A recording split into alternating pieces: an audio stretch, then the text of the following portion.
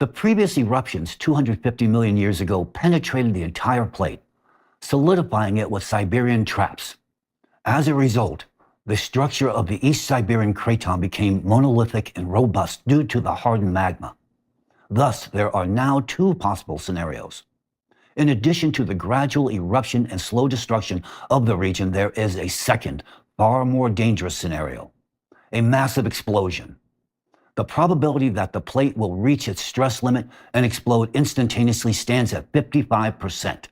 Survival of the country's periphery, which you are banking on, is impossible, even in the case of a gradual eruption. It is essential to grasp that even with a slow magma outpour, the Earth's biosphere will undergo global degradation. This process may unfold gradually, but its consequences will inevitably lead to the mass extinction of all life on the planet.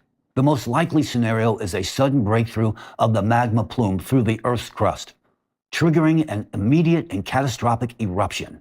It is estimated that during such an eruption of the Siberian plume, the lethal ash fallout rendering the air unbreathable would cover half the entire planet. This would doom all of us, all of humanity, to extinction. Is there a third scenario? Yes. There is controlled degassing. This is the only way to significantly reduce the risk and save lives. Of course, degassing does not eliminate all dangers. The worst-case scenario during controlled degassing would be a loss of control over the process, which could result in fractures and the gradual release of magma. But even in that case, the consequences would be incomparable to the catastrophic scenarios I just described.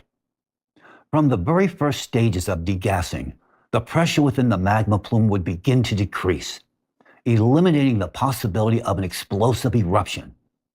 Even if the process spirals out of control, it would result in a slow, manageable release of magma, not an instantaneous disaster. The worst-case scenario of degassing is still far better than either of the catastrophic outcomes previously mentioned. Yes, Siberia would suffer, but the periphery of Russia would remain untouched.